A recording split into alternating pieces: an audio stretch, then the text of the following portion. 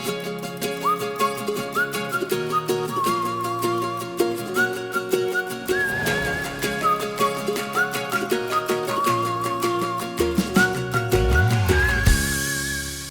everybody, it's Perrott, founder of the Ladies Working Dog Group. Are you feeling stuck with your gun dog training? Trust me, you're not alone, and that's exactly why you need to be here. Every week, we're bringing you the best tips and hacks to make training your gun dog easy peasy. We'll keep it straightforward, no fuss, just actionable guidance that you can put straight to use. So let's get started. Hello and welcome to another episode of Found It, Fetched It. This week we're going to be talking about our close companions but distant behaviour, understanding why dogs act differently when away from their owners. Joining me for this week's podcast is the amazing LWDG group expert Claire Denia. How are we today, Claire? Hello, Jo. I'm very well, thank you very much. And how are you doing? I'm good, and I'm very interested in this conversation because I think this is something we see quite a lot in our members. In fact, this podcast was prompted by somebody who was saying, my dog's good when near me, but not at distance, the behavior changes. So can we start off by talking about some of the reasons why your dog can be good with you, but a little bit distant and a little bit elusive when away from you? So this could go two ways, actually. So it's a really interesting topic and conversation because genuinely I see issues at distance for various reasons. So sometimes you might find that the dog is too clingy to the handler and wants to be really near them. So getting them away from you is the problem. But sometimes you have the opposite end of the scale, where actually the dog loves being away from the handler, no offense to the handler there, but loves being away and is too independent. And so once they're away from the handler, they stop listening. Equally, sometimes we see dogs who, when they're away from the handler, are so desperate to get something done for the handler, they stop listening. So this could go various ways, depending on the dog and its personality, and also what the training is that you're doing when this happens. Distance usually comes into play with recall, with a stay at distance, with a stop whistle at distance, and handling at distance. They're usually the things where I get contacted by clients about issues at distance, and that's either issues getting the dog at distance or issues when the dog is at distance. It's a huge topic. And I'm sure we will cover it in depth. I think for a lot of people, if you look anywhere online, if you look, I don't know, Groupon, Voucher, wherever, there's about 3,000 courses on how to get your dog to recall, right? So the problem with a dog being a distance is not a scarce one. It's something a lot of people will struggle with. Let's start by talking about how the bond between the dog and the owner are going to influence their behaviour. Yeah, absolutely. Let's talk about the bond. Let's just say the dog is very clingy to the handler. That's the best way of describing it. I can't think of a better word in the moment. So the dog is very clingy. So the handler in that incident might struggle with getting the dog to stay away from them for any duration of time. And so building a solid stay at distance or a stop whistle at distance can be a struggle for that sort of handler, because the dog just wants to get back to the handler. They want to get back as quickly as they possibly can to be round their legs. They're really needy, really clingy. So the dog in those scenarios really needs to have its confidence built in being away from the handler. Now, most often, not always, but most often, the dogs that I see this in are the dogs who live in the home and follow their owners around all day and sit with their owners all day and are curled on their feet all day. So the dog, even in the home, doesn't necessarily have a very good understanding and ability to be away from the owner. So that then seeps into the training on the field. The dog's like, I'm always around you. I'm always near your feet. I follow you everywhere. I follow you to the bathroom. I follow you while you're cooking. I lay at your feet while you're eating. So those dogs very often are going to struggle when you try and put distance in on the training on the field. So there we're talking about, it's like a almost a psychological factor. It's almost a visual separation anxiety. Yeah, it's literally like the dog is so used to clinging on to the handler's legs, to being right on top of them, that when you try and show them a training scenario where they're away from the handler, the dog just can't cope. The dog is, I just don't understand why you suddenly don't want me with you, and feel quite lost about that. And the most common symptoms that I see of that is when people are trying to train a sit stay. And I always say to people, build the duration first before you put the distance in. Because if your dog can't cope with the duration of time sitting with you, the minute you start moving away, the dog's just going to follow you. They're just going to follow you. So you have to get that duration really solid. And then you've got to start building that distance in. And for the handlers who their dogs are like little Klingons, they want to be with them like all the time, the dog will creep toward them. So we have to build that dog's confidence. You can't be telling that dog off for following the handler. You're going to create all sorts of negative associations if you do that. For me, if the dog is coming toward the handler, it's not confident and it needs reassurance, and it needs its confidence built in being apart from the handler, not being told off for following the handler, which I think is where a lot of people go wrong. They get frustrated because they're trying to do this sit stay at distance and the dog just wants to be back with them. Now, if your dog gets off and disappears into the horizon, that's a whole different ball game. That's not what we're talking about. We're talking about a dog who wants to be with the handler. So they're like creeping in on the handler in that sit stay. Yeah, and like for a lot of us, we might think, oh, I would love to have a dog that stays around my feet. If you've got the dog that bogs off, and if you've got the dog that's constantly around your feet, like you said, you were like, I would just wish you would go to somewhere like at least 20 meters away from me without being like this. So yeah, I can see how you're explaining a very different scenario with the same problem.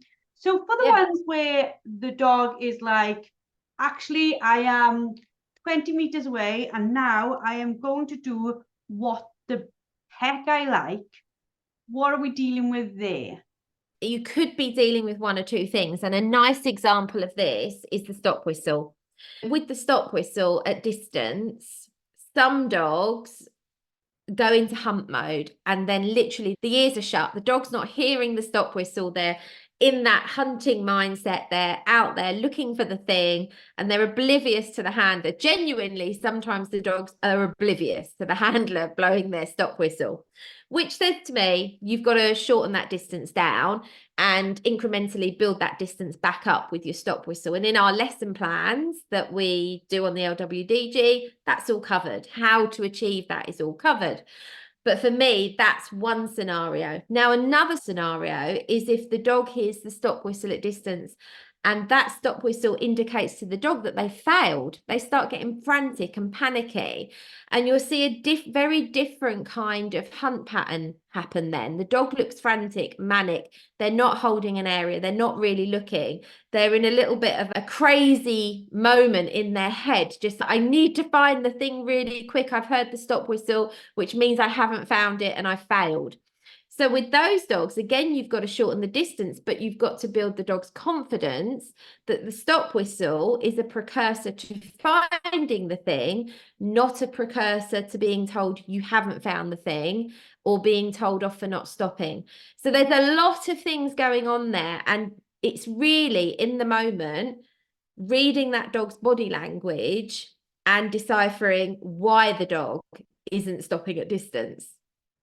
It's really interesting what you said there, because if Rex is out hunting and doing a perfect job as always, and Ella goes to run in, and I call Ella back, because he knows or thinks Ella could possibly be coming to find it for him, and that he is going to fail because she will find it way before he will.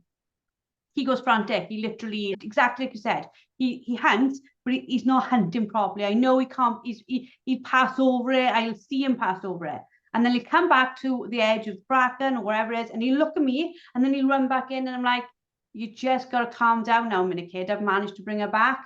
But yeah, it's amazing how much they want to please, and how much when they think they're not pleasing us, their confidence goes downhill. Very rarely do I see a dog who ignores the stop whistle at distance to just be naughty. It's usually because that has been built with an association of something. So a lot of dogs, they're sent out and I see them hunting and they look really nice hunting and they're not finding it. So the handler starts to get a bit flustered. They're like, why is the dog not finding the thing? What you just described with Ella and Rex there was a brilliant example, but it's for Rex, that's like Ella's on her way. I must find it quickly. So the handler starts to get frustrated and they're thinking, why is the dog not finding the thing? Sometimes they're not considering, is the wind in the dog's favour or is it against the dog? Has the dummy perhaps fallen into a hole? This actually happened at the weekend. We were running a retriever working test, training day and mock test. And on one of the dog's tests, the dummy fell into a hole under a branch. So the dog was like hunting and hunting, and she was listening so beautifully, but there was no way she was going to locate that dummy. The dummy had, and that could happen. So the handler might not be even aware that the dummy has perhaps fallen in a hole or into a drainage ditch that the handler can't even see. There's 1,000 scenarios. But for whatever reason, because of things that have perhaps happened in the training, maybe the dog's ignored the stop whistle and the handler has got cross and gone out and maybe not handled that in the best way that they could have done.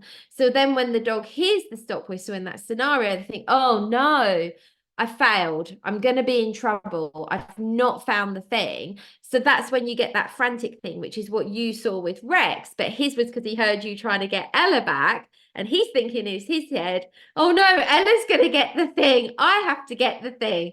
And so we sometimes forget how dogs perceive what we're saying to them in the moment. And it is mad, isn't it? Look, just to talk about that scenario that you were discussing there, we get very frustrated as a whole on certain things. I have been adamant sometimes that a dummy is in a certain position. I've saw it land and I've not moved and I'm sure it's there. And then the dog's not found it and I've walked out and I'm like, it's not here. And I might have been like, and tennis balls even worse, literally tennis balls in fern, you might as well give up sometimes. They're just gone, right? They've buried themselves somewhere. But I suppose for a dog, if they love their job and they want to do well, if they can't find it, they feel like they're letting us down. Yeah, they do. And they so want to please most of the time. Very rarely a dog's not doing the thing to wind us up. They want to please us, and that's why sometimes they get panicky and start to act erratically because they're like so desperate to please. And I think this is why in training, obviously at working test you can't do this, but in training I will praise each element a lot because I want the dog to be told each thing they're doing is correct in case something then does go wrong. I don't want the whole thing to be forgotten. So let's just look at, say you've sent your dog out on a memory or a blind retrieve and they've taken a beautiful line out and you've told them to stop in an area and hunt and they do that. I'm going to praise that piece, even though they've not finished. There's a caveat on that. Unless the dog believes your praise is not a keep on, but thinks it's a release. That's the only time you can't do it. So there is a little caveat on that. But that's another topic, Joe. But I'll praise that and I'll then tell the dog to keep hunting.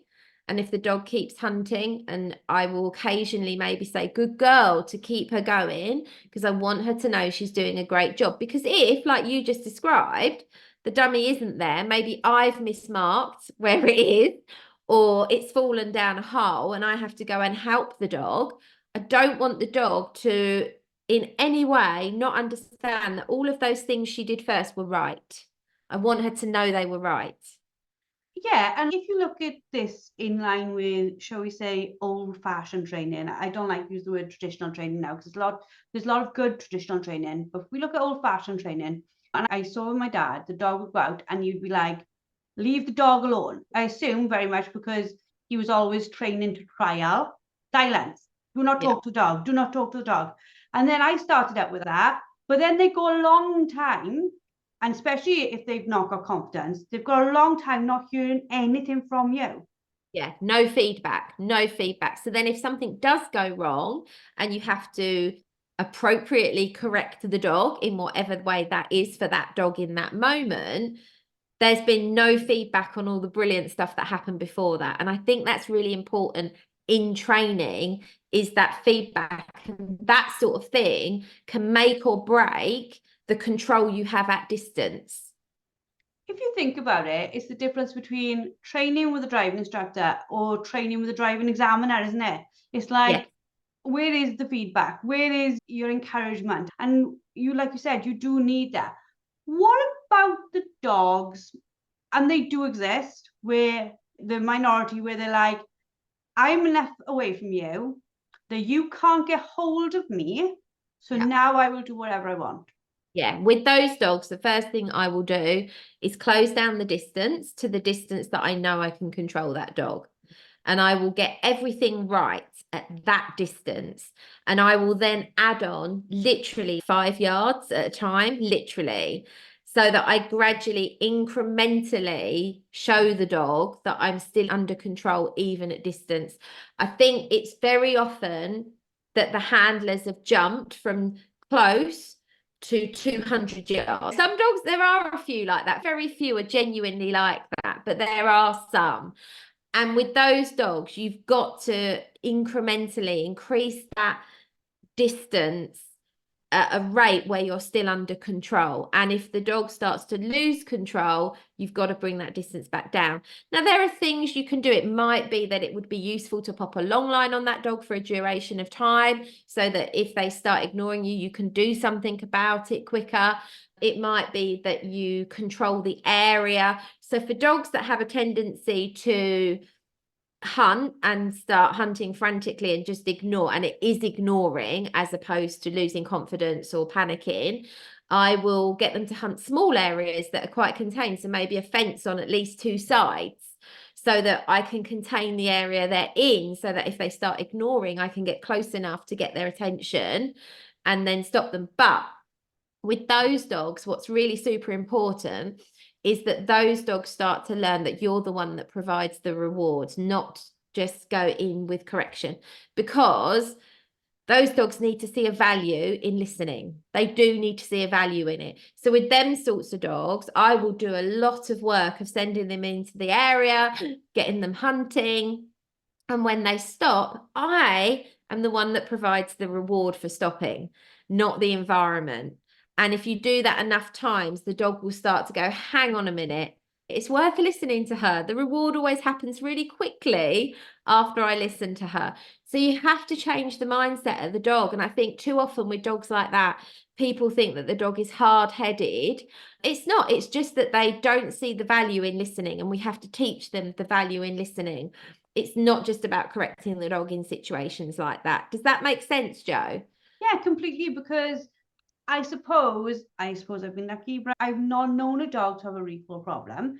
And that's, I think, due to the fact that, again, my dad, from as young as I can remember with the dogs on the farm, he would always say, if you give them a row when they're coming back to you, they're never coming back to you. Yeah, it's knowing that, isn't it? Even though there's days, I suppose people who got horses understand, there's times the horses, you've got a bucket, and the dog and the horse would be like, I know there's nothing in that bucket, so I'm going to run back and forth the field, back and forth the field.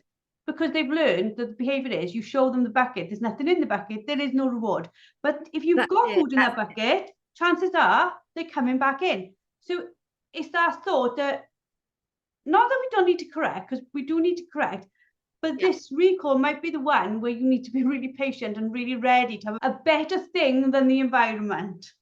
Yeah, it's really hard. It's that whole sexier than a squirrel thing, isn't it? We can't be sexier than a squirrel. I don't have a bushy tail. I say this with jest. Anyway, I really don't have a bushy tail, but yes, I still say it in jest. But I think, yes, for recall and stop whistle, we are competing with big motivators out there, and I think the more you can build value in the recall and the stop whistle, and the more you can build reward history and success with the recall and the stop whistle, the more consistent that it becomes. If you only recall your dog at the end of the walk, or because they've done something wrong, you're creating a very negative association with that recall. And equally, if you recall your dog, and this goes for the stop whistle and the recall, those two things are quite connected in terms of distance. If you recall your dog or you stop whistle your dog and it doesn't do it immediately, but you then give them a second chance, so you recall again or blow the stop whistle again, and the dog then does it, you can't correct the dog. You can't. And people do. You see handlers doing this all the time.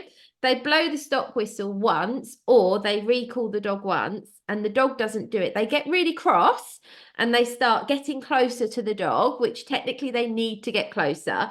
But then they give that command again, the recall or the stop, but they're still angry at the dog. So then if the dog's recalled in on that second recall and you're like, you should have come back first time, what are you doing? That was a very bad decision to do that to that dog, because now you've created a very negative association with coming back to you. The same with the stop whistle. If you've stopped the dog and they've ignored you, and then you blow it, you decide to blow it that second time, and the dog does stop the second time, but you're still cross and you walk out and you tell the dog off because it didn't stop, you're creating a negative association with the stop whistle. So if you make that decision to give that cue or command again and the dog follows through, you've got to praise the dog. You have to praise the dog. You cannot punish the dog for that. And I think this is where people forget, because human emotions get in the way, frustration gets in the way, and they're then correcting or punishing things unnecessarily and creating a lot of damage along the way. And I see this all the time on delivery of the dummy as well. A lot of the dogs I see that are reluctant retrievers or have delivery issues have a very negative association with this close proximity and space of the dog. I've really babbled, Joe. Oh, I think you've made some absolutely like essential points around how we treat them, because like you said, if they're not coming back to you, why are they not coming back to you? We covered this in last week's podcast. What is it that you're maybe doing without thinking, and how can you think about them better? But also, I suppose for a lot of dogs, when they're being recalled, it's a bit boring as well, because it means, oh, whatever I'm doing, which is super fun, like you said, a huge motivator, I might now be asked to sit for 5 minutes, or I might be put in the car, or I might be put in the crate. You know, they are weighing up the odds just as we weigh up the odds whether we want to do something or not. 100%. And this is why on our masterclass, on the LWDGR masterclass, recall and the chasing recall, you see these demonstrations of playing with the dog for the recall, of building, driving the dog on the recall, because those things are so super important. Because if the recall always means the end of fun or the end of the session that the dog's loving, then the dog will start to not want to recall, because they're like, why would I recall? You're going to end everything I'm loving right now. I'm having the best time. Indy, I remember years ago, bless her heart, Indy's almost 12 now, but when she was probably about 5 or 6, there would be something in my body language on the last retrieve that told her it was the last retrieve. And she would stand at a distance from me holding the dummy, stand off as if to go, this had better not be the last retrieve, mother. And so I had to really look at what I was doing and change my body language and kind of make it so that she didn't know if it was the last retrieve, because she had that much drive to do the thing that she was like, I don't want this to be over. You're going to put me in the car and you're going to get the other dog out and you're going to do it with the other dog, and I don't want to watch. Toddlers in a park, though, isn't it? Like, you see them, their parents go, it's almost a tone. It goes from, I don't know, would you like this sweet? It goes, Claire, and there's something in it that says, this is me telling you, without thinking, that we are getting in that car. And kids are like, not a chance, screaming, running away. But it comes down to how we deliver the command. Yeah, it's how we deliver the command and how we deliver the reward and how we end the thing with the dog. And I think this is the thing. Gun dog training is really technical, isn't it? It's really technical. And other disciplines are really technical as well, but we always give a wee little cues to the dog in our body language and things that we say or do that tell the dog that it's about to be over. And for a dog who's like really driven, that's like the worst thing in the world. That's punishment. It's like, don't let it be over. I don't want it to be over. So we have to really be mindful of that sort of thing and just be super mindful that we're telling the dog when they're getting these things right all the time. How important would you say environmental factors like new surroundings, other animals, other smells, how do they like trigger different behaviors in our dogs? How much? Yeah, it can really affect some dogs. And I have to say, it will affect dogs more that are in the learning phase of training. When you're proofing, that's exactly what you're doing. You're taking that learned behavior or learned exercise that you've done and you're proofing it. And so you're going to see things. And it could be that, for all we know, a female in heat has walked across the field 10 minutes before you've got there, and your entire male has walked on the field and is like, oh, this is amazing. We're completely unaware of that. The thing is, through training and repetition and through building successful reward histories, our dogs learn to cope with those things better and better. But that's not to say they won't throw us curveballs, and these things will not sometimes get in the way. Sometimes these things will create an issue or will get in the way of the training or create a little bit of a disturbance in the training. I have it at the moment with Rose because of her phantom pregnancies and her hormones. She's very distracted by scent of other dogs' wee. Very distracted. She's almost wanting to be boyish and scent marking.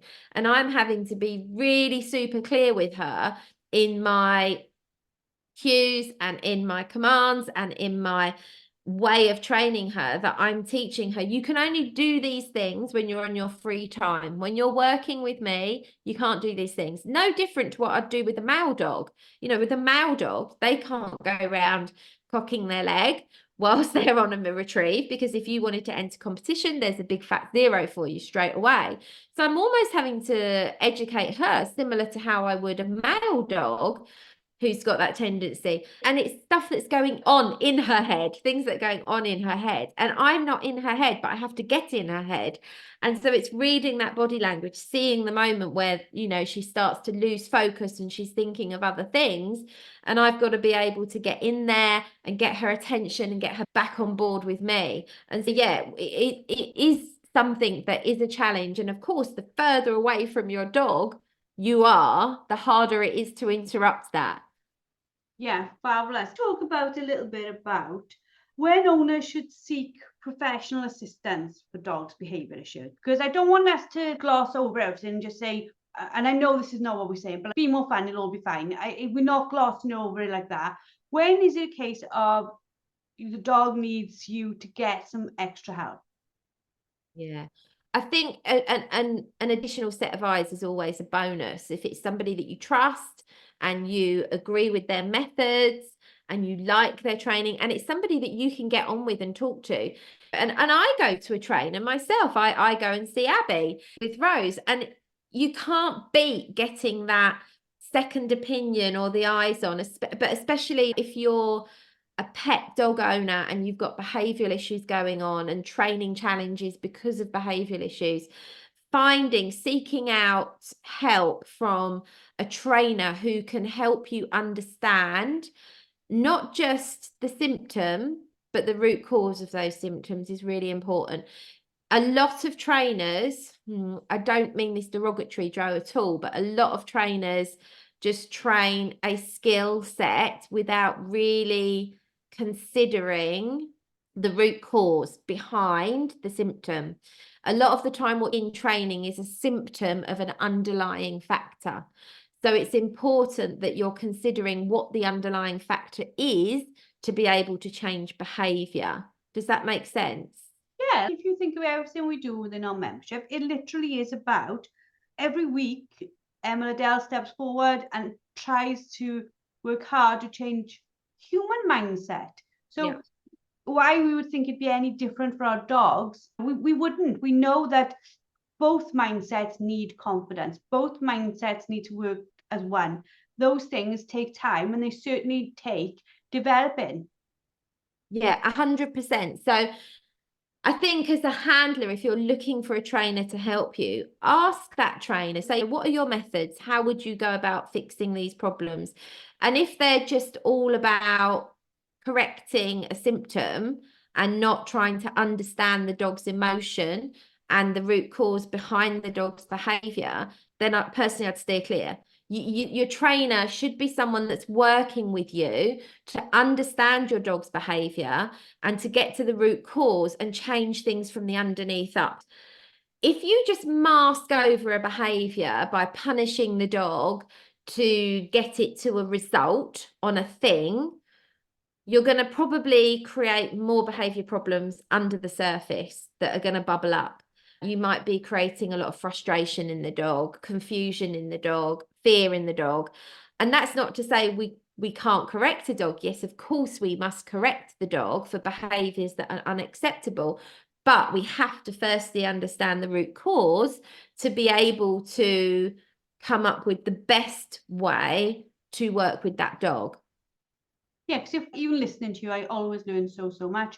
But I'm thinking, okay, one of the things I could do when I'm out with Ellen, I'm working so hard for Ella not to run in.